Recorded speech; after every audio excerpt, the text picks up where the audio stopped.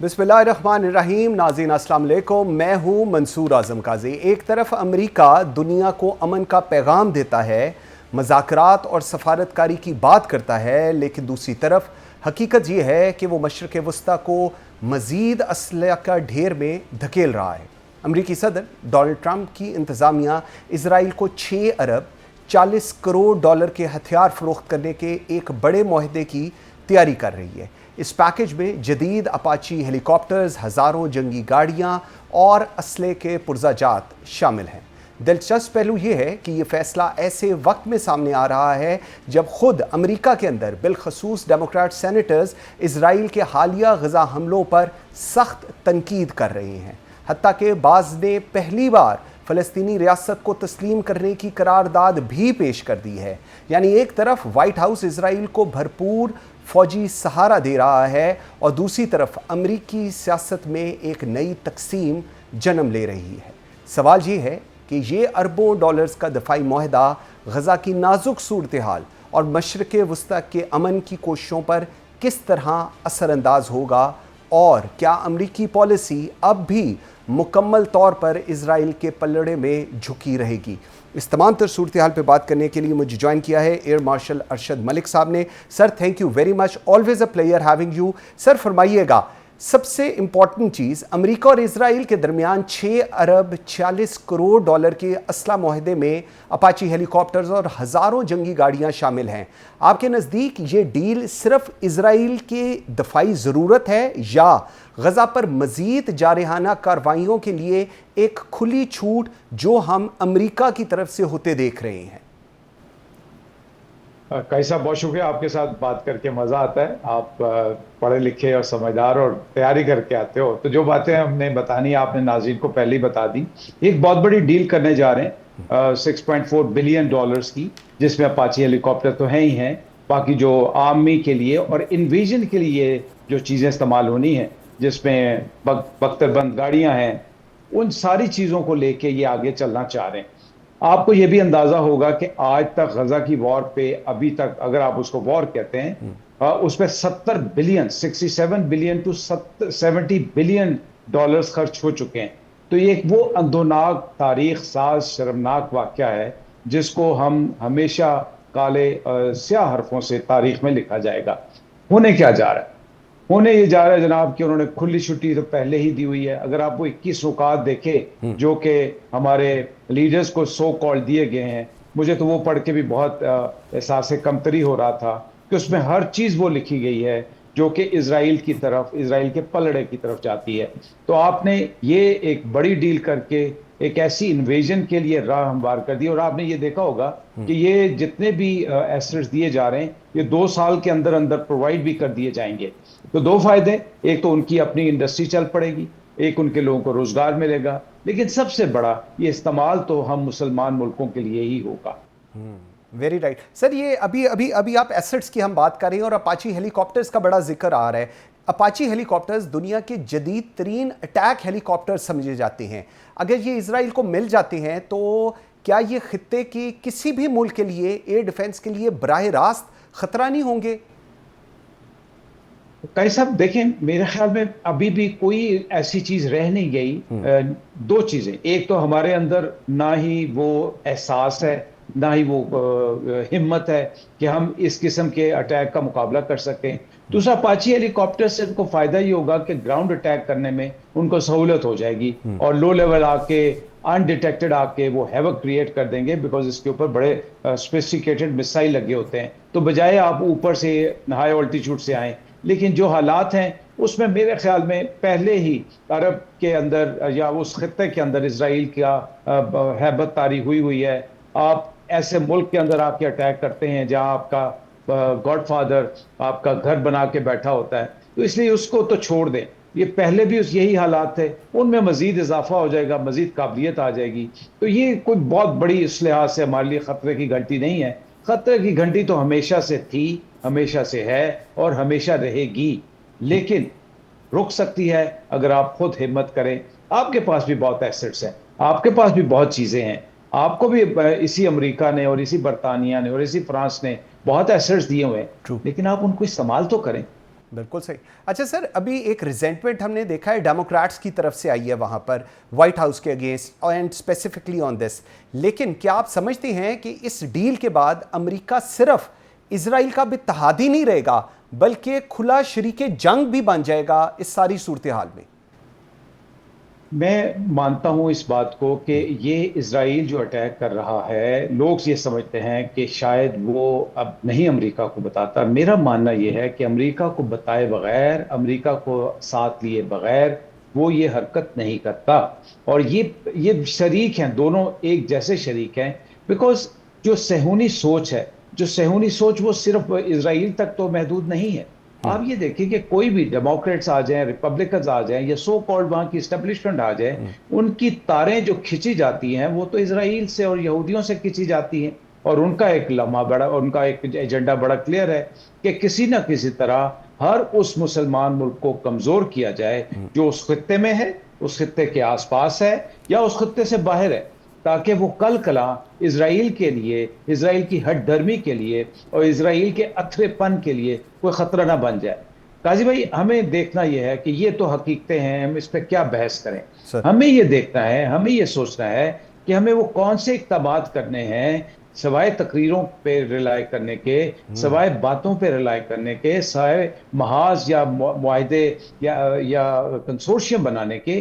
Practical اقدام ہم نے کون سے کرنے ہیں جس سے ہم ایک میسج دے سکیں. اور میں یقین سے آپ کو کہتا ہوں کہ اگر آپ میسج دینا شروع کریں, بالکل سلو طریقے سے چلیں, آپ سفارتی محاذ سے میسج دینا شروع کریں, تو تب یہ چیزیں رکیں گی. ورنہ اسرائیل کو امریکہ امداد دیتا رہے گا, وہ مضبوط سے مضبوط تر ہوتا جائے گا. اور آپ کے لیے, مسلمانوں کے لیے, میں کبھی یہ نہیں کہتا اقوام عرب کے لیے, میں کہتا ہوں مسلمانوں کے لیے وہ ایک مسلسل خطرے کی گھنٹی رہے گا. بالکل صحیح. اچھا سر, ڈیموکریٹ سینیٹرز نے it is the first time کہ انہوں نے فلسطینی ریاست کو تسلیم کرنے کی قرارداد لے کر آئے ہیں سر, جبکہ ہم دوسری طرف دیکھتے ہیں ڈونلڈ ٹرمپ اسرائیل کو ہتھیار دے رہا ہے. یہ جو تضاد ہے امریکی پالیسیز میں, اس کو آپ کس طرح پھر اینالائز کریں گے؟ دیکھیں, میرے خیال میں جو ٹرمپ صاحب ہیں ان کی پرسنالٹی کے اگینسٹ یا پرسنالٹی کے پرسپیکٹو کو بہت سے امریکن نہیں پسند کرتے. اور شاید ٹرمپ کا الیکشن وہ واحد الیکشن تھا جس میں ہماری طرح ایک بہت زیادہ نفرت کی سی صورت اختیار کر گئی تھی, جس میں بہت ان کے ایکس پریزیڈنٹ سے جنہوں نے کلیئرلی آگے کہا یہ شخص امریکہ کی سلامتی کا ضامن نہیں ہو سکتا. تو یہ میرے خیال میں یہ وہ وجہ ہے. دوسری بات, میرے خیال میں کچھ اسٹیبلشمنٹ کے فیکٹرز ایسے ہیں جو ٹرمپ کے اقدامات ہیں ان کو لاجیکل نہیں سمجھتے. دیکھیں, اقوام عالم میں جب آپ جاتے ہیں تو آپ کو کچھ نہ کچھ لے اور کچھ دینے کے بھی کرنا. جو ٹیرفز کی پالیسی ہے, ہم تو بڑے خوش ہیں, ہمارے تو اور خوشی کی بات ہے, کل جو ٹیرفز اناؤنس ہوئے اس میں 100% ہمارے پیارے دوست پہ, جس کو انشاءاللہ آج ہم کرکٹ کے میدان میں تو کم از کم شکست دیں گے, اس سے پہلے ہم اس کو شکست وہ دے چکے ہیں انشاءاللہ. تو یہ وہ ایک ریزنٹمنٹ ہے against the policies of Trump's and his inconsistent ایٹیچیوڈ towards world politics, geopolitics, جس کے اگینسٹ آوازیں اٹھتی ہیں. اور جس کے لیے جو آپ اب اشارہ کر رہے ہیں, انہوں نے یہ فلسطین کی طرف بھی اشارہ کیا, اور یہ جو آرمز ڈیل ہو رہی ہے اس کی طرف بھی آ کے کم از کم رجسٹر تو کروایا. بالکل صحیح. اچھا سر, دو چیزیں ہیں, ایک تو ذرا اس پہ دونوں پہ اپنا ویو پوائنٹ دیجیے گا. نمبر 1, امریکہ اسرائیل کو ملٹری سپیریورٹی دینا چاہتا ہے تاکہ کوئی مسلم ملک اس کے قریب نہ پہنچ سکے. ایک اس پہ آپ کا کیا ویو پوائنٹ ہے؟ اور سیکنڈلی, ہم نے دیکھا کہ UN کے اندر بڑا کلیئرلی ایران کو لے کر ریزرویشنز شو کی گئیں اور بہت سٹرونگلی کنڈیم کیا گیا ان کی جو انریچمنٹ کو لے کر, اور کہا گیا یہ کبھی بھی اٹامک پاور نہیں بنیں گے, جبکہ ایران نے خود بھی کہا کہ ہم نہیں بن رہے, بٹ اس چیز کو بڑا سٹرونگلی کہا گیا US کی طرف سے. ان دونوں کو آپ کیسے پھر اینالائز کرتے ہیں؟ دیکھیں, پیراڈاکسیکل سچویشن ہے, پیراڈاکسیکل پکچر ہے. ایران بڑی کلیئرٹی سے کہہ چکا ہے, ان کا فتویٰ آ چکا ہے, اور آپ نے دیکھا ہوگا کہ ایران کے بھی کچھ جو ممبر آف پارلیمنٹس ہیں انہوں نے ریکویسٹ کی ہے, اور انہوں نے خامنائی کو ریکویسٹ نہیں کی, انہوں نے اس کاؤنسل کو ریکویسٹ کی ہے کہ اس فتوے کو ریکنسیڈر کیا جائے اور اپنے آپ کو آپ نیوکلیر ٹیکنالوجی سے لیس کریں. لیکن ایران بڑی کلیئرٹی سے کہہ چکا ہے, اور آپ بھی شاید دیکھ چکے ہوں گے کہ آئندہ دنوں میں رشیا نے اناؤنس کیا ہے کہ ان کا جو انرجی کرائسس ہے, جہاں پہ تہران, اصفہان, شیراز اور بڑے بڑے شہروں میں دن میں 2 دفعہ 3 سے 4 گھنٹے کی لوڈ شیڈنگ ہوتی ہے, لوگ بیزار ہیں. تو ایران کو تو نیوکلیر ٹیکنالوجی جو ہے وہ پیسفل پرپزز کے لیے ٹرو چاہیے، ٹرو لیکن اس کا ڈھکوسلا انہوں نے یہ بنایا ہوا ہے کہ چونکہ اس کے توسط سے یقیناً آپ ایک سٹیپ یورینیم انرچمنٹ کی طرف بھی جاتے ہیں، تو وہ اس لیے اس کو ہمیشہ سے سبوتاج کرنے کی کوشش کرتے رہے، اور جس کے لیے انہوں نے ابھی امریکہ نے اٹیک بھی کروایا اور خود بھی اس کا حصہ بنا.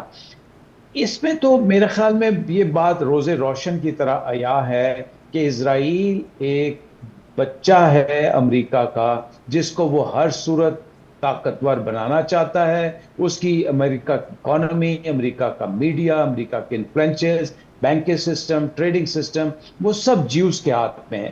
ان کا کوئی ایسا صدر آپ مجھے بتائیں جس نے اپنے الیکشن کیمپین میں وہاں جا کے یاترا نہ کی ہو.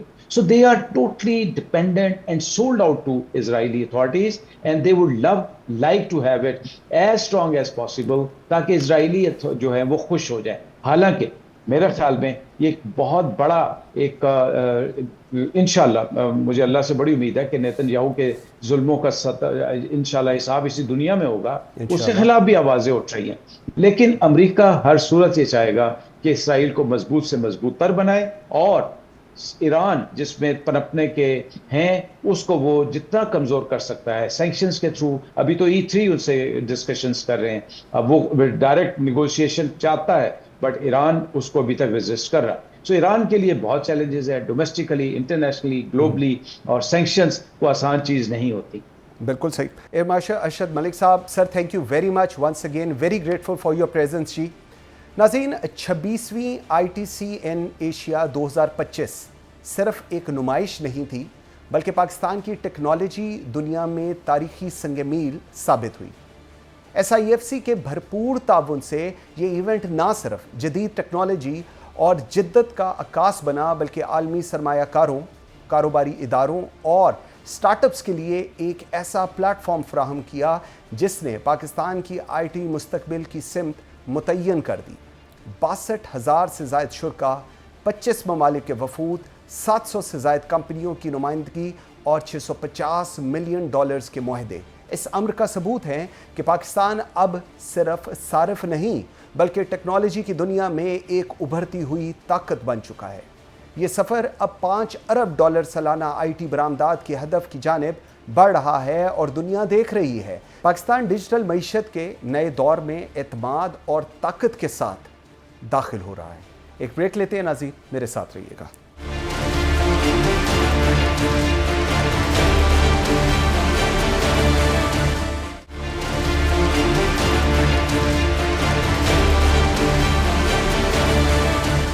Welcome back after the break. جی ناظرین، نیو یارک میں اقوام متحدہ کی جنرل اسمبلی کا اجلاس اس بار غیر معمولی ہلچل کا باعث بنا رہا.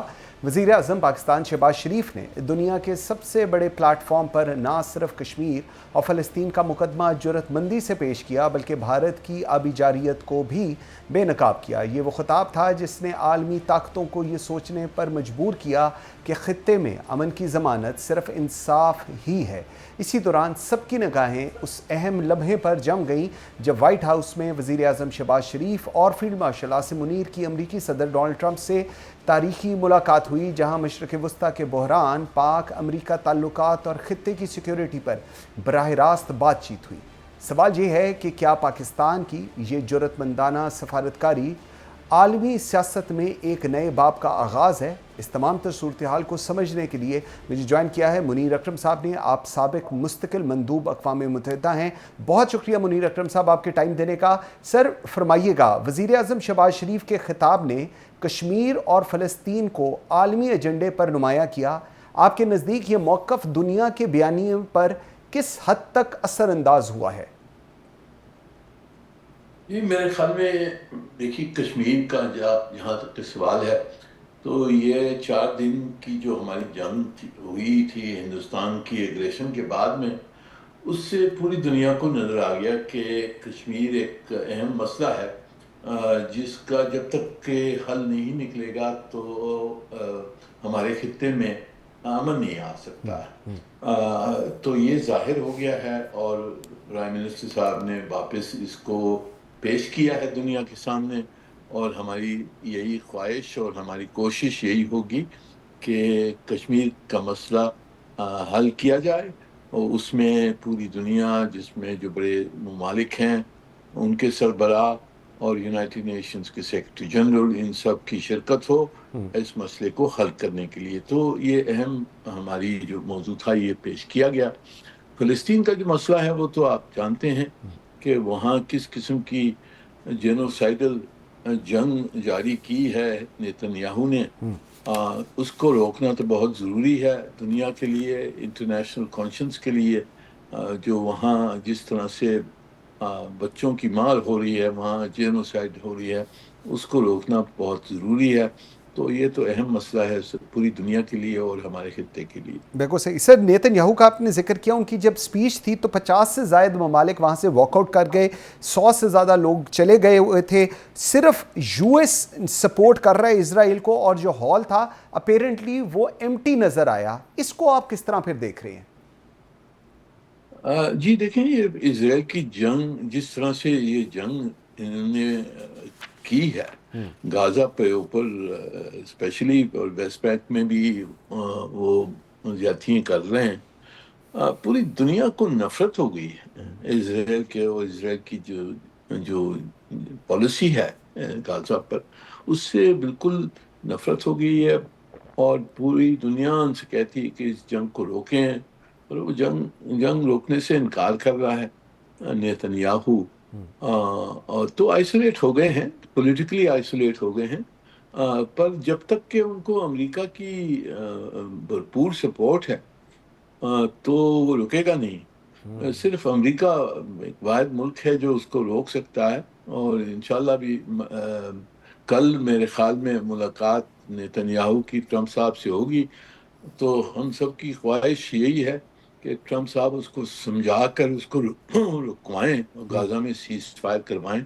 یہی خواہش پیش کی تھی جو اسلامی سربراہ جو ٹرمپ صاحب سے ملاقات کی ہیں، اس میں یہی ہماری سب میں بڑی کوشش یہی تھی کہ یہ جنگ کو روکا جائے اور جو 2 اسٹیٹ سلوشن ہے اس کے طرف مذاکرات شروع کی جائیں. Very right. اچھا سر، صدر ٹرمپ نے ایران کو جوہری خطرہ قرار دیا ہے اور امن کے دعوے بھی کر رہے ہیں. ایرانی صدر نے کہا ہے کہ ایران کبھی ایٹمی ہتھیار نہیں بنائے گا.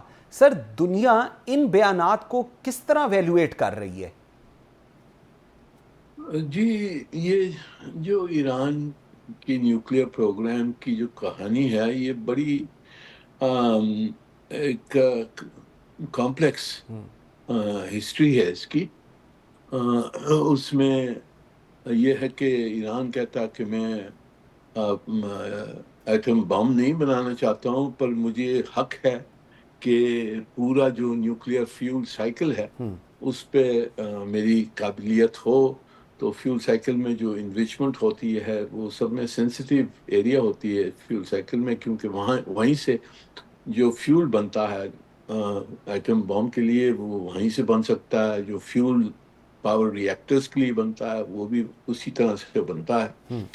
تو اس وجہ سے ایران کے خلاف بہت ساری شک و شبہ ہوا اور سینکشن لگی گئیں. نیشنل یو ایس نے سینکشن لگائیں، سیکیورٹی کاؤنسل کی سینکشن تھیں. جب معاہدہ ہوا تھا یہ JCPOA جس کو کہتے ہیں، تو اس وقت سیکیورٹی کاؤنسل کی سینکشن ہٹ گئی تھی، اس کو سسپینڈ کیا تھا. پر اس میں جو سنیپ بیک کا جو پروویژن تھا، اب وہ جو یورپین ممالک ہیں انہوں نے ایکٹیویٹ کیا ہے سنیپ بیک کو کہ وہ سلامتی کونسل کی سینکشن پھر لگ جائیں گی ایران کے اوپر. تو یہ مسئلہ کافی گہرا ہے، کمپلیکس ہے، اور اس میں ایران بہت مشکل پوزیشن میں آ گیا ہے اس سینکشنز کی وجہ سے. اور ہماری پاکستان کی تو کوشش یہی ہے کہ اس مسئلے کو حل کیا جائے، اور ایران کے اوپر جو سینکشنز لگی ہیں، جو اس کی اکانومی کو اور ان کے جو لوگ ہیں ان کے اوپر جو مشکلات پیش آ رہی ہیں اس کو ہٹایا جائے. ہماری یہی کوشش رہی ہے اور انشاءاللہ یہی کوشش رہے گی پر مشکل، یہ مشکل ایک کمپلیکس ہاں ٹرو ٹرو کانفلکٹ ہو گیا. بالکل ایسی. اچھا سر سینکشنز کی بھی بات کر رہی ہیں. پہلے امریکہ نے ٹیرف کے اوپر 25% سینکشنز لگائی انڈیا پہ، 26 ہوئی، پہلے 26 تھی، پھر 25 ہوئی، پھر 50 ہوئی، اور اب فارماسیوٹیکل پہ 100% سینکشنز لگائی ہیں. پہلے اس کو ڈبل ٹیرف کا نام دیا، پھر سیکنڈری ٹیرف کا، اور کئی دفعہ سینکشنز بھی کہتے ہیں. یہ کون سی صورتحال چل رہی ہے؟ یہ what is America actually trying to get out of this whole situation؟ یہ جو ایک اس وقت ہم کانفلکٹ دیکھ رہے ہیں نریندر مودی، ڈونلڈ ٹرمپ کا اور ان کی باتوں کا. جی یہ دیکھیں، اس میں بہت ساری وجوہات ہیں. ہندوستان نے اپنی ٹریڈ نیگوسیشن میں جو امریکہ کے ساتھ ان کی تجارت پہ جو بات چیت ہو رہی تھی، اس میں بہت ہارڈ لائن لی اور کافی انفلیکسیبل رہے وہ اس نیگوسیشنز میں. ٹھیک ہے. تو یہ پہلے سے کافی عرصے سے یہ مذاکرات ان کی چل رہی تھی، تو انہوں نے بالکل ایک ڈیفائنڈ پوزیشن لی. اس کے علاوہ ان کی جو یہ کہانی تھی کہ جی ہندوستان امریکہ سے تو پارٹنرشپ ہم نے کیا ہے، پر ہماری اسٹریٹجک آٹونومی ہے، ہم ہر طرف، ہم روس سے بھی واسطہ رکھیں گے، ہم چین سے بھی رکھیں گے، ہم سب سے رکھیں گے. تو اس میں کافی یعنی کہ واشنگٹن میں تھوڑی سوچ بچار شروع ہو گئی کہ بھئی یہ کس قسم کا ہمارا پارٹنر ہے، جو ہماری بات نہیں مانتا، اور جو کچھ وہ کرنا چاہتا ہے ہمارے خلاف وہ بھی کر سکتا. پھر یہ جنگ ہوئی. جنگ میں پھر مودی صاحب نے کہا کہ نہیں، ٹرمپ صاحب نے کوئی اس میں رول ادا نہیں کیا ہے، تو اس سے وہ ناراض ہو گئے. اب میرے خیال میں امریکہ ہندوستان کو سبق سکھانا چاہتا ہے کہ آپ ہم سے آپ ڈیفائنس نہیں کر سکتے، آپ نے ہماری بات ماننی ہوگی. تو اس لیے ایسکیلیشن ہے. پر اس میں ہمیں یہی خیال میں رکھنا چاہیے کہ امریکہ اور ہندوستان کی جو اسٹیبلشمنٹس ہیں جی وہ دونوں اب تک چاہتے ہیں کہ پارٹنرشپ ہو. ٹھیک ہے. تو یہ مسئلے جو ہیں یہ میرے خیال میں ہندوستان نے کچھ کنسیشنز دینی ہوں گی، ٹرمپ صاحب کو پھسلانا ہوگا اور ان کو منوانا ہوگا کہ جی ہم آپ کے ساتھ ہی ہیں اور ہم ڈیفائنس نہیں کرتے ہیں. تو یہ اگر ہندوستان یہ مان جائے کہ جی امریکہ سینئر پارٹنر ہے، اس کی بات ماننی ہے، تو پھر ان کے تعلقات واپس بہتر ہو سکتے ہیں. پر اس وقت تک مودی صاحب کنسیشن نہیں دینے کے لیے تیار ہیں، تو میرے خیال میں ایسکیلیشن ٹرمپ صاحب بھی چابی ان پہ کافی لگائیں گے. ٹھیک. اچھا سر، افغانستان کے پرسپیکٹو میں اگر میں بات کروں تو پرائم منسٹر نے فتنہ الہندوستان کے کارندے BLA اور مجید بریگیڈ افغانستان میں کہا کہ محفوظ پناہ گاہوں پہ یہ لوگ آپریٹ کر رہے ہیں. سر آپ کے نزدیک اس بیان نے عالمی برادری کی اگر ہم بات کریں، UNGA کی بات کریں، اس کو کیا میسج گیا ہے؟ کیونکہ this was the first time کہ پریسائسلی افغانستان کا نام لیا گیا، پریسائسلی مجید بریگیڈ کا نام لیا گیا، BLA کا نام لیا گیا. اس کے اوپر آپ کا کیا تجزیہ ہے؟ جی یہ ہماری پوزیشن کافی عرصے سے یہی ہے، اور سلامتی کونسل میں تو ہم نے سالوں سال ہم نے ڈوسیئرز پیش کیے ہیں جس میں ہم نے بتایا ہے کہ جی ہندوستان کی کس طرح سے انوالومنٹ ہے TTP کو سپورٹ کرنے میں، BLA کو اور مجید بریگیڈ کو ان کی جو سپورٹ جاری ہے. تو پر اس کو اب ہم نے پرائم منسٹر کی لیول پہ ریز کیا ہے، تو دس از اے گڈ سائن. ہم نے ایسکلیٹ کیا اس کو اور دنیا کو بتایا ایٹ دی ہائیسٹ لیول کہ ہندوستان ہمارے ساتھ یہ شرارت کر رہا ہے اور اس کو روکنے کی ضرورت ہے. پر ہم نے کوشش کافی عرصے سے کر رہے ہیں سلامتی کونسل میں، پر اس کو اب تک ہندوستانیوں کو سلامتی کونسل میں اب تک یہ ویسٹرن ممالک جو ہیں ان کی سپورٹ ملتی تھی، اور ہماری جو پروپوزلز ہوتی تھیں وہاں اس کو وہ روک دیتے تھے کیونکہ ویٹو پاور ہے ان تینوں کے پاس. پر اس وقت اب شاید کچھ حالات بدل گئے ہیں، ہمارے تعلقات امریکہ سے بہتر ہو گئے ہیں، امریکہ نے مجید بریگیڈ کو لسٹ کر دیا ہے ٹرو. دہشت گرد آرگنائزیشن کے تحت، تو انشاءاللہ اس پہ کچھ اضافہ شاید ہو سکے. بالکل صحیح. اچھا سر، لاسٹ ذرا مجھے بتائیے گا پاکستان یو ایس ریلیشن شپ اب آپ کیسے دیکھ رہی ہیں؟ کیونکہ ایک طرف منرلز ہیں، انویسٹمنٹ ہے، انٹیلیجنس ہے، پھر دوسری طرف ریکگنیشن ہے، ڈپلومیسی ہے، اوپر بیلنس ہے. اس ساری چیزوں کو اگر آپ اکٹھا کریں اس وقت کی صورتحال، how do you analyse that? جی دیکھیں، this is a good opportunity for us. Biden کی حکومت کے دوران انہوں نے تعلقات ہمارے ساتھ کافی بگڑائے تھے. True.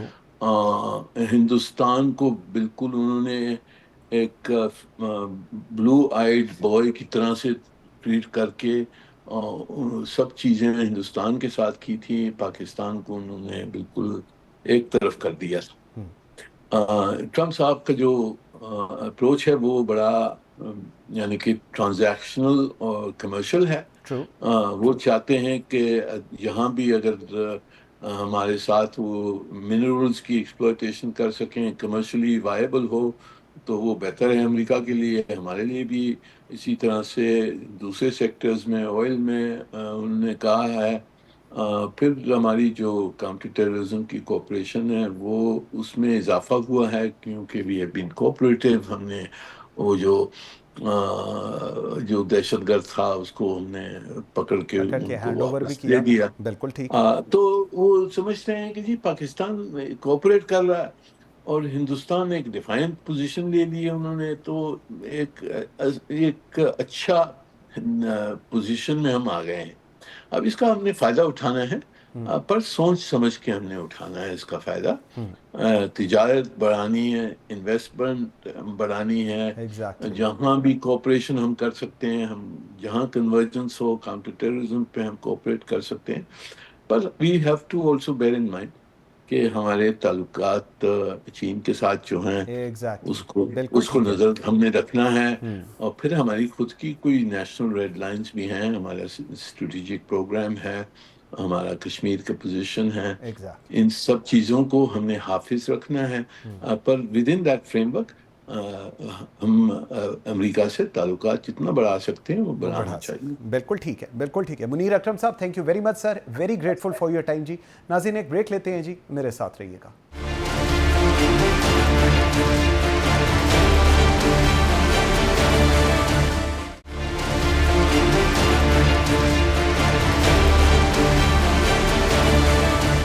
Welcome back after the break. جی ناظرین، جنوبی پنجاب کے سیلاب نے جہاں لاکھوں انسانوں کو شدید مشکلات میں چھوڑ دیا، وہیں سیاست نے بھی اپنی تلخ شکل دکھا دی ہے. معاملہ صرف صوبائی الزامات تک محدود نہیں رہا، بلکہ اب یہ قیادت کی سطح تک پہنچ گیا ہے. ایک طرف بلاول بھٹو زرداری ہیں جو زور دے رہے ہیں کہ متاثرین کو بے نظیر انکم سپورٹ پروگرام کے ذریعے فوری ریلیف فراہم کیا جائے اور وفاقی حکومت کو فوری عالمی امداد نہ لینے پر تنقید کا نشانہ بنا رہے ہیں. تو دوسری طرف وزیر اعلیٰ پنجاب مریم نواز نے بھی سخت لہجے اپناتے ہوئے کہا ہے کہ اپنے مشورے اپنے پاس رکھیں، میں نواز شریف کی بیٹی ہوں، کسی کے آگے میں ہاتھ نہیں پھیلاؤں گی اور پنجاب خود اپنی طاقت سے سیلاب زدگان کی مدد کرے گا. یوں ایک ہی اتحاد کی دو بڑی جماعتیں پاکستان پیپلز پارٹی اور پاکستان مسلم لیگ نون اپنے بیانیے اور موقف کی کشیدگی کو کھلے طور پر سامنے لا رہی ہیں. عوام بے سہارا ہیں، لیکن اقتدار کے ایوانوں میں بیانات کی سیاست زور و شور سے جاری ہے. اس تمام تر صورتحال کو سمجھنے کے لیے ہمارے ساتھ اس وقت جوائن کیا ہے علی گوہر بلوچ نے، سینئر رہنما مسلم لیگ نون، اور حسن مرتضیٰ نے، سینئر رہنما پاکستان پیپلز پارٹی. بہت شکریہ آپ دونوں کے ٹائم دینے کا. علی گوہر بلوچ صاحب، آپ سے بات کا آغاز کرتا ہوں. جنوبی پنجاب کے سیلاب متاثرین کو ریلیف دینے کے معاملے پر پیپلز پارٹی اور آپ آمنے سامنے آ گئے ہیں، بیانات کی جنگ جاری ہے. آخر اس کشیدگی کی اصل وجہ کیا ہے؟ بسم اللہ الرحمن الرحیم. دیکھیں منصور، بات یہ ہے کہ میں نہیں سمجھتا کہ اس میں جو کوئی پیپل پارٹی کے دوست تنقید کرتے ہیں وہ بلا جواب کرتے ہیں. اس میں تو کوئی دوسری رائے نہیں ہے کہ جس طریقے سے مریم نواز صاحبہ ڈیلیور کر رہی ہیں، جس طریقے کے ساتھ وہ پنجاب میں کام کر رہی ہیں، میرا خیال ہے ان کا کام اپنی مثال آپ ہے. اور وہ کسی صرف ایک شعبہ میں نہیں، ہر شعبہ میں. یا تو پھر اگر ان کے ہم خدمات گنوانا شروع کریں تو یقین کریں وہ اس کے لیے تو پھر آپ کا کوئی الگ پروگرام ہونا چاہیے جس پہ بات ہو. لیکن چلے سیلاب چونکہ اس وقت موضوع ہے اور وہاں کی جو ہے جو ان کی امداد ہے وہ آپ کا ٹاپک ہے. میں یہ عرض کروں گا کہ یہ جو سیلاب آیا ہے اس دفعہ پنجاب میں، یہ کافی سالوں کے بعد اتنے بڑے لیول کا آیا ہے اور یقینی طور پر اس میں بہت بڑی تباہ کاری ہوئی ہے جس کو الفاظ میں بتانا بھی مشکل ہے. میں سمجھتا ہوں کہ ان تمام حالات کے باوجود جس طرح سے مریم نواز صاحبہ، جس طرح سے ان کی پوری انتظامیہ اور ٹیم، جس طرح سے ان کے وزراء، جس طرح سے ان کے لوکل نمائندے جو ticket holders, M N As, M P As, grass root level پر انہوں نے دن رات ایک کر کے محنت کر کے، مطلب ہے کہ وہ سارا دیکھیں پہلا مرحلہ ہوتا ہے ریسکیو کا. ابھی بھی کافی علاقوں میں ایک قسم کے ہم ریسکیو فیز میں جا رہے ہیں. پیپلز پارٹی کیوں ناراض ہے؟ پیپلز پارٹی کیوں ناراض ہے آپ سے؟ میں اس طرح بھی آتا ہوں، میں اس طرح بھی آتا تھا. پیپلز پارٹی بہتر سمجھتی ہے کہ وہ اپنا موقف دے، پیپلز پارٹی بتائے گی کہ وہ کیوں ناراض ہے. میں یہ گزارش کر رہا ہوں کہ اس کے بعد جو اگلا فیز ہے ری ایبلیٹیشن کا ہے یا لوگوں کو محفوظ مقامات پر پہنچانے کا ہے، میں سمجھتا ہوں کہ وہ ایکسیلنٹ کیمپ تھے. اب کوئی تنقید کرے تو اس کو حق حاصل ہے، وہ کر سکتا ہے. میں نہیں سمجھتا کہ 100% یہ بہت بڑے لیول کا ایک سیلاب تھا جس میں بہت تباہ کاریاں ہوئی، کئی کمی بیشی بھی ہو سکتی ہے. لیکن پنجاب حکومت کی محنت میں، لوگوں تک پہنچنے میں سمجھتا ہوں کہ یہ دوسرے صوبوں کو بھی ان چیزوں سے سیکھنا چاہیے. آپ کا موقف آ گیا، بالکل ٹھیک ہے. تکلیف میں کس طرح ڈیل کرتے ہیں. حسن مرتضیٰ صاحب آپ نے موقف سنا، لیکن دوسری طرف بلاول بھٹو کہہ رہی ہیں کہ وفاق نے عالمی امداد نہ لے کر سیلاب متاثرین کو مشکل حالات میں رہنے پر مجبور کیا ہے، اور آپ نے بے نظیر انکم سپورٹ پروگرام کے ذریعے متاثرین کو 10,000 روپے دینے کا اعلان کیا. کیا واقعی آپ سمجھتے ہیں کہ اس رقم سے متاثرین کی بحالی ممکن ہے؟ کیونکہ دوسری طرف مریم نواز کہہ رہی ہیں کہ ہم 10,000 نہیں، ہم تو 10 لاکھ روپے دینے کی بات کر رہی ہیں. بہت شکریہ جی. دیکھیں کافی ساری چیزیں ایسی ہیں جو اس سیلاب سے پہلے بھی تھیں اور اس سیلاب کے ساتھ ساتھ بھی وہ چیزیں ہوتی رہیں. اب ان چیزوں کو مکس اپ کیا جا رہا ہے، ان چیزوں کو بنیاد بنا کر اس اختلاف کو ہوا دینے کی کوشش ہوئی پی ایم ایل این کی طرف سے. ہم سمجھتے ہیں کہ پیپلز پارٹی اپنا ایک موقف رکھتی ہے اور پیپلز پارٹی ایک نظریاتی اور ویژنری جماعت ہے. ٹھیک. ہم نے پیچھے جو فلڈ آئے، ہمارے پاس پچھلا فلڈ جو سندھ میں آیا، بہت تباہ کاریاں ہوئی. پیپلز پارٹی نے اس سے بہت کچھ سیکھا. پیپلز پارٹی نے 21 لاکھ لوگوں کو گھر دیے، آج بھی موجود ہے. کوئی اگر فگر میں غلطی ہو تو میں اس کو بڑا ذمہ داری کے ساتھ عرض کر رہا ہوں، وہ گھر موجود ہے. ہم سمجھتے ہیں کہ سیلاب جو ہے یہ کلائمیٹ چینج کے نتیجے میں آیا، یہ جس کو کلاؤڈ برسٹ کا نام دیا گیا، جس سے گلیشیئرز پگھل رہے ہیں، یہ سارا کچھ ہم سمجھتے ہیں کہ اس کی ذمہ دار کچھ اور ممالک ہیں جو مختلف تجربات کے ذریعے اس کلائمیٹ چینج کے موجب بنے. اگر ہم اپنا مقدمہ رکھیں انٹرنیشنلی اور انہیں کہیں کہ آپ ذمہ دار ہیں، ہم آپ کی سزا بھگت رہے ہیں، تو اس میں کیا حرج ہے؟ بالکل ٹھیک، وہ ہمیں کرنا چاہیے. ہم اپنے بجٹ سے اس خسارے کو پورا نہیں کر سکتے. باقی دیکھیں جہاں تک تعلق ہے مریم نواز صاحبہ کا، وہ کہتی ہیں کہ میں میاں محمد نواز شریف صاحب کی بیٹی ہوں. ہمیں کوئی نہ اعتراض ہے، نہ شک ہے، نہ کوئی اس میں کوئی گنجائش ہے. وہ یقیناً ان کی بیٹی ہیں، ان کے والد کا کنٹریبیوشن ہے اس ملک کے اندر، ان کے چچا کا کنٹریبیوشن ہے، ان کے خاندان کا کنٹریبیوشن ہے پاکستانی سیاست کے اندر. لیکن اگر وہ یہ سمجھیں کہ باقی پاکستانی نہیں ہیں تو میرے خیال ہے یہ ان کی زیادتی ہے. وہ اپنی طرف سے اچھا کام کرتی ہوں گی، میں نے اس کو اپنی نظر سے دیکھنا ہے، آپ نے اس کو اپنی نظر سے دیکھنا ہے.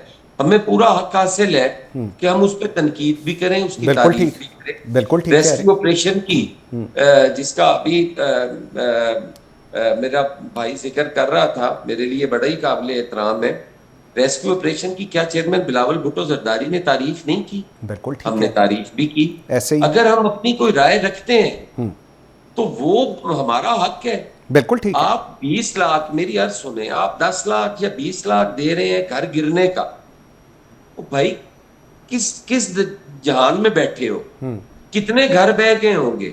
گھر تو صرف آپ تو ان لوگوں کو دے رہے ہیں جن کے پارک ویو میں بہ گئے, جن کے ادھر وہ میٹرو سٹی میں بہ گئے, جن کے اور آپ کے روڈا میں بہ گئے. آپ ان گھروں کو سمجھتے ہیں کہ وہ پاکستان کے مستحق گھرانے ہیں, ان کو آپ دیں. ٹھیک, جو 10-10 کروڑ کے گھر میں رہ رہے ہیں آپ ان کو دے رہے ہیں پیسے. ہمارا یہ موقف ہے کہ نقصان جو ہے وہ کاشتکار کا ہوا ہے, اس کو دینی چاہیے اس امداد. سیلاب سے کاشتکار کا ٹریکٹر چلا گیا ہے. بالکل آپ نے کہاں کہا ہے کہ ٹریکٹر کے پیسے میں دوں گی؟ اس کی فصلیں چلی گئی ہیں. آپ نے کس جگہ کہا ہے کہ میں 10,000 روپے فصلوں کا دوں, ویری رائٹ. 20,000 روپے فی ایکڑ میں فصلوں کا دوں گی؟ مرتضیٰ صاحب بالکل ٹھیک کہہ رہے ہیں آپ کی بات. میری عرض سنیں, جی جی, میری عرض سنیں. جس آدمی کا 2 مربع زمین دریا برد ہو گئی ہے اس کو آپ 20,000 روپیہ دے کے آپ اس کی کمپنسیشن ہو رہی ہے. مجھے ذرا یہ جواب لینے دیجیے گا. حسن مرتضیٰ صاحب آپ کا پوائنٹ بڑا ویلڈ ہے. علی صاحب, حسن مرتضیٰ صاحب کا سب سے امپورٹنٹ پوائنٹ جو ہے نا, جو مجھے بڑا اپیل کیا, وہ کہہ رہے ہیں کہ جی ہمارے پاس بجٹ میں خسارہ پورا کرنے کی استطاعت نہیں ہے. ایک بڑا کلیئر ہے ہم اس کو لے کر. پلس جن جگہوں کو آپ لوگ اکوموڈیٹ کر رہے ہیں ان کا بھی انہوں نے مینشن کیا. بلاول بھٹو کہہ رہے ہیں کہ وفاقی حکومت نے انا کی وجہ سے عالمی امداد نہیں لی جس سے سیلاب متاثرین محروم رہ گئے ہیں. سر یہ رویہ ایک مشکل حالات میں ہے. سندھ کہہ رہے ہیں کہ ہم اپنے بجٹ سے یہ چیز نہیں پوری کر سکتے, آپ لوگ پنجاب میں مریم نواز پورا کر سکتی ہیں. اس بیس کے اوپر آپ نے انٹرنیشنل کمیونٹی سے, انٹرنیشنل ورلڈ سے ہیلپ نہیں لی. کیا جواب ہے پھر؟ نہیں, میں نہیں سمجھتا کہ بالکل. ایک تو میں جو مرتضیٰ شاہ صاحب بات کر رہے تھے میں اس پر بھی ضرور بات کرنا چاہوں گا. اور دوسری بات یہ ہے کہ یہ بالکل نہیں کہا جا سکتا کہ ہم نے کسی امداد سے انکار کیا ہے. کسی ملک نے کوئی امداد کی آفر کی ہے اور ہم نے انکار کیا ہے. بے شمار ممالک نے سامان بھیجے, ہم نے وصول کیے. بے شمار ممالک نے امداد دی ہے جو کہ ہم نے وصول کی ہے. تو میں سمجھتا ہوں کہ ایسے میں ہاں ایک چیز ضرور ہے کہ وہ کشکول اٹھا کے دروازہ نہیں گھوما کہ بھائی سیلاب آ گئے تو اس کشکول میں کچھ ڈال دیں. ظاہر ہے اپنے ملک کا ایک وقار اور ایک وہ طریقہ بھی ہوتا ہے. پہلی بات تو یہ ہے کہ میں اس بات سے اتفاق نہیں کرتا. دوسری گزارش یہ ہے کہ شاہ صاحب فرما رہے تھے کہ بھائی پارک ویو والی بات کر رہے تھے, میں بالکل اس سے اتفاق نہیں کرتا. پورے پنجاب, جنوبی پنجاب سے لے کر جہاں پر پنجاب شروع ہوتا ہے اور جہاں پر پنجاب ختم ہوتا ہے, ہر کسی کی ایک ادارے کے ذریعے نہیں 3 اداروں کے ذریعے ہر نقصان کی اسیسمنٹ کروائی جا رہی ہے. ابھی تو ان اسیسمنٹس کے اوپر 1 روپیہ بھی نہیں کسی کو دیا گیا. شاہ صاحب آپ کی خدمت میں آتا ہے. اور آپ یہ بات اس وقت کر سکتے ہیں, گھر چاہے جنوبی پنجاب میں کسی کا بہا ہوگا, کسی کا پارشلی نقصان ہوا ہے, کسی کا پورا گھر پہ گیا ہے, کسی کی فصلیں تباہ ہو گئی ہیں, کسی کے جو ہے کوئی مویشیوں کا نقصان ہوا ہے. ہر چیز کی ایک قیمت جو ہے وہ گورنمنٹ آف پنجاب نے اور چیف منسٹر صاحبہ نے جو ہے وہ اس کا تعین کر دیا ہے اور وہ اس کے نقصان کے مطابق اس کو ملے گی. پہلی بات تو یہ ہے کہ یہ آپ جیسے سنجیدہ سیاستدان سے میں توقع ہی نہیں کرتا کہ آپ صرف پارک ویو کی بات کریں, حالانکہ یہ بات آپ کے علم میں اور آپ کو پتہ ہے اور پورے پاکستان کو پتہ ہے کہ مریم صاحبہ نے کیا اناؤنسمنٹ کی. دوسری گزارش یہ ہے کہ یہ ٹھیک ہے کہ ہم وہ پولیٹیکل پارٹیز ہیں جن کے اپنے الگ الیکشن مینیفیسٹوز ہیں, ہم نے ایک دوسرے کے مد مقابل الیکشن کانٹیسٹ کیا ہے, ہم نے آئندہ ایک دوسرے کے مقابلے میں الیکشن میں جانا ہے. لیکن آج بحیثیت اتحادی ہمیں زیب نہیں دیتا کہ ہم جو ہے وہ سندھ کے اوپر بیٹھ کر تنقید کر دیں. میں اور شاہ صاحب تو شاید ایسا نہیں کرتے, لیکن ہمارے بہت سارے لوگ دونوں طرف سے میں دیکھ رہا ہوں بالکل ٹھیک ہے, اور خاص طور پہ پیپلز پارٹی کی طرف سے وہ مطلب ہے کہ وہ چھوٹی چھوٹی بات پر جو ہے وہ یہ پنجاب میں کیا ہو رہا ہے وہ کرے. یقین کرے اگر ہم سندھ کی گنوانا شروع کر دیں تو لائن لگ جائے گی, لیکن یہ ہمیں دیر نہیں دیتا. سندھ کو چاہیے, وہاں کے چیف منسٹر ایک محنتی انسان ہے, 3ری بار وہ چیف منسٹر بنا ہے, تو کمیاں ضرور ہیں, لیکن میں سمجھتا ہوں کہ وہاں پر بہتری کی بہت گنجائش ہے, محنت کی گنجائش ہے. ہم اس سے توقع کرتے ہیں وہ محنت کرے گا.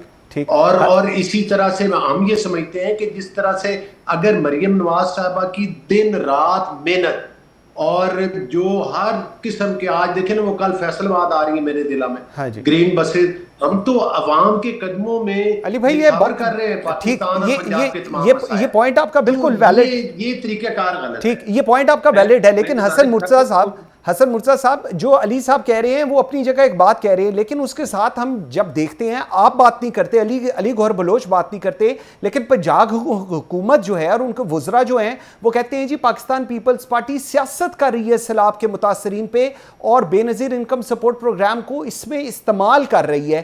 پھر اب حکومت کی بات سنیں، آپ سینئر رہنما ہیں، آپ لوگوں کی بات سنیں، کیا کریں پھر؟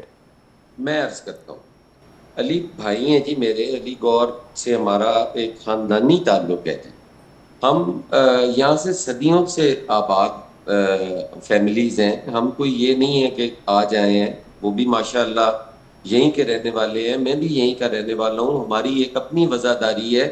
ہم تو یہ سوچ بھی نہیں سکتے کہ ہم ایک دوسرے کے یا کسی بھی قیادت کے حوالے سے کوئی ایسی نہ بات کریں جس سے کسی بھی کارکن کی دل آزاری ہو. پہلی بات تو یہ ہے کہ علی بھائی کو شاید غلط فہمی لگی ہے. میں نے پارک ویو کا نام اس لیے نہیں لیا کہ وہاں آپ نے امداد دے دی ہے. ابھی تو آپ نے سروے سٹارٹ نہیں کیا. آج کل کہیں آپ کا سروے سٹارٹ ہونا ہے. تو میں نے امداد کی، میں نے یہ کہا ہے کہ آپ گھر گرنے پہ دے رہے ہیں.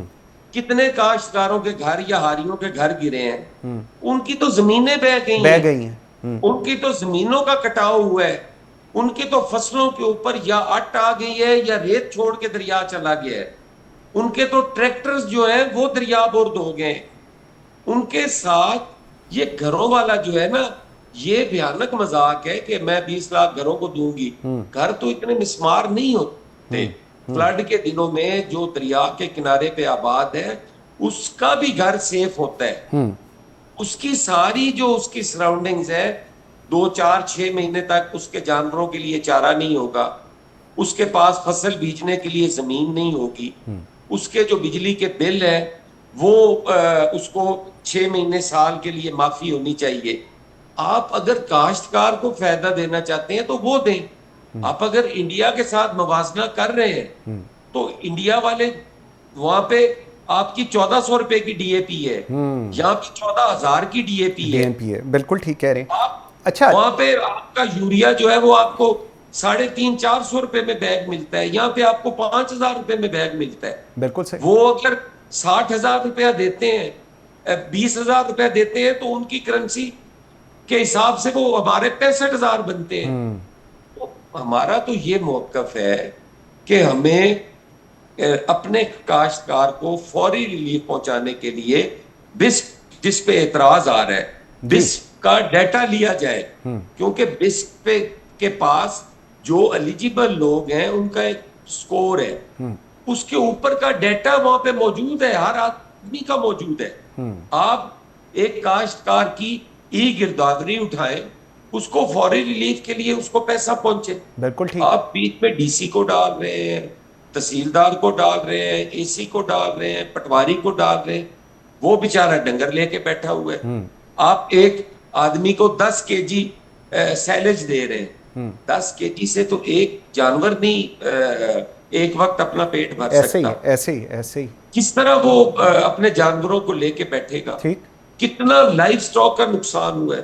آپ کو اندازہ نہیں ہے کہ جس دن کا فلڈ آئے شہروں میں دودھ کی کیا کیفیت ہے، وہاں پہ کیا دودھ مل رہا ہے، کیا گوشت جو ہے وہ ضروریات. لیکن اب حسن مرتضیٰ صاحب یہ بھی تو ذرا ساتھ فرما دینا کہ اب اس کا وے آؤٹ کیا ہے. اگر یہ تو ایک ہم نے دونوں سائیڈوں سے دیکھ لی سچویشن، وے آؤٹ کیا اس کا نکالیں. جی میں گزارش کر رہا ہوں کہ اگر اس حالات میں پیپلز پارٹی کوئی مشورہ دیتی ہے تو اس میں برائی کیا ہے؟ کیا ہم آپ کو کیا کہہ رہے ہیں کہ آپ کھا گئے؟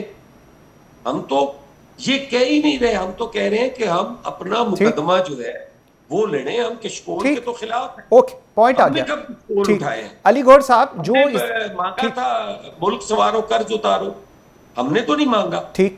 اچھا علی گوہر صاحب جو اس وقت حسن میری یار سنیں ایک سیکنڈ جی سر، میری بات سنیں قائد صاحب، میری بات سنیں. ہم کہتے ہیں کہ ہم اپنا مقدمہ لڑیں انٹرنیشنلی. ہم ان ممالک کو یہ باور کرائیں، نہ کچھ لیں امداد، لیکن انہیں اب یہ باور کرائے کہ ہماری تباہی کے ذمہ دار آپ لوگ. اوکے ٹھیک ہے. علی گوہر صاحب ٹھیک، علی گوہر صاحب جواب دیں. وہ کہہ رہے ہیں جی ہم یہ نہیں چاہتے کہ کچھ ایسا ہو، لیکن ہم ایٹ لیسٹ انٹرنیشنل دنیا کو یہ تو باور کرائیں کہ یہ سب کچھ جو ہوا ہے اس کا خمیازہ جو ہے وہ پاکستان بھگت رہا ہے، اور ہمیں اس میں کمپنسیٹ کرنا چاہیے پراپرلی، کیونکہ جتنا میسو یہاں پر ڈسٹرکشن ہوئی ہے اس کو نہیں مینج کیا جا سکتا. یہ ہے ان کا کیس.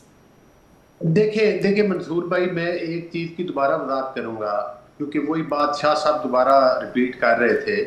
جو آپ کہہ رہے ہیں کہ بھائی آپ نے اسیسمنٹ، خود ایک طرف آپ کہہ رہے ہیں کہ ہماری اسیسمنٹ آپ کہہ رہے ہیں شروع نہیں کی، ہم کہہ رہے ہیں کہ شروع ہو چکی ہے اسیسمنٹ. دوسری بات یہ ہے کہ میں نے آپ کو بتایا ہے کہ 3-4 چیزیں، کسی کا گھر ڈیمیج ہوا ہو، کچا ہو یا پکا ہو سیلاب کی وجہ سے، کسی کا گھر جو ہے وہ مکمل بہہ گیا ہو، کسی کے جانور بہہ گئے ہوں، کسی کی فصل کا جتنا نقصان ہوا ہو، ہر چیز کے اوپر اسیسمنٹ کی جائے گی. انہوں نے ایک چوتھی بات کی ہے کہ لوگوں کی زمین جو ہے وہ دریا کے اندر آ جاتی ہے بعض اوقات، اور کچھ لوگوں کی زمین، چونکہ شاہ صاحب کے حلقے میں بھی دریا آتا ہے اور میرے حلقے میں بھی تقریباً 70 کلومیٹر میرا پورا حلقہ ہی دریا کے ساتھ ساتھ. ٹھیک.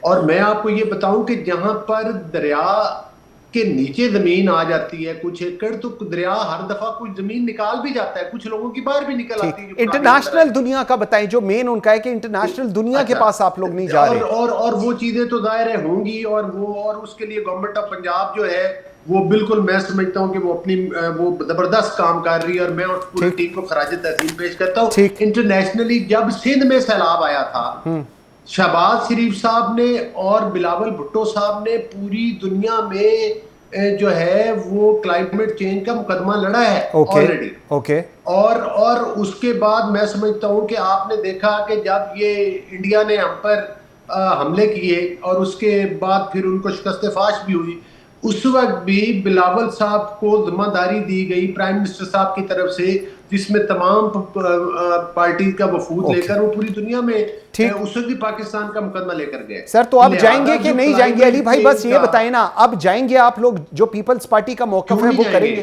ہم آلریڈی جدھر پی ایم صاحب جا رہے ہیں ساتھ ساتھ ہمارے ایجنڈے میں شامل ہے. اوکے ٹھیک ہو گیا. اس ایشو کو پوری دنیا میں اور ہر لیول پر ڈسکس کر رہے ہیں. سر پوائنٹ آ گیا، کہہ رہے ہیں سر بالکل پوائنٹ آ گیا جی. ٹھیک ہو گیا. علی گوہر بلوچ صاحب تھینک یو ویری مچ. حسن مرتضیٰ صاحب بہت شکریہ جی آپ دونوں کے ٹائم دینے کا، ویری گریٹفل جی. ناظرین، پاکستان پر قرضوں کا پہاڑ اس قدر بلند ہو چکا ہے کہ ہر بچہ پیدا ہوتے ہی لاکھوں کا مقروض ہو رہا ہے. تازہ اعداد و شمار کے مطابق آج ہر پاکستانی پر اوسطاً 3,18,252 روپے کا قرضہ ہے. سوچنے کی بات یہ ہے کہ صرف 10 سال پہلے یہی قرضہ فی کس 90,000 تھا، یعنی ایک دہائی میں یہ بوجھ 3 گنا بڑھ گیا ہے. Economic policy and business development کی رپورٹ بتاتی ہے کہ قرضے سالانہ اوسطاً 13% کی رفتار سے بڑھ رہے ہیں اور ہر 6 ماہ میں دگنے ہوتے جا رہے ہیں. نتیجہ یہ ہے کہ پاکستان کا قرضہ اب ملکی معیشت کے 70% سے زیادہ کے برابر جا پہنچا ہے. یہ صورتحال خطے کے دوسرے ممالک کے مقابلے میں کہیں زیادہ خوفناک ہے.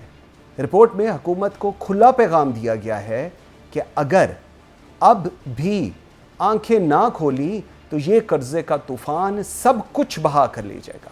ماہرین نے زور دیا ہے کہ مالی نظم و ضبط اپنایا جائے، ٹیکس نیٹ ورک وسیع کیا جائے اور پالیسی ریٹ جو کہ اس وقت 11% ہے اس کو کم کر کے 9% پر لایا جائے تاکہ کم از کم قرضوں پر سود کی لاگت میں 12 کھرب روپے کی کمی لائی جا سکے اور کاروباروں کو کچھ سانس لینے کا موقع ملے. یوں لگتا ہے جیسے قوم کے کندھوں پر قرضوں کا ایک ایسا بوجھ ڈال دیا گیا ہے جسے اٹھانا مشکل ہی نہیں بلکہ ناممکن ہوتا جا رہا ہے. اگر بر وقت اصلاحات نہ کی گئیں تو آنے والی نسلیں بھی مقروض پیدا ہوں گی اور پھر ہم کچھ نہیں کر سکیں گے. اس کے ساتھ ہی مجھے منصور اعظم قاضی کو دیجیے اجازت. اللہ حافظ.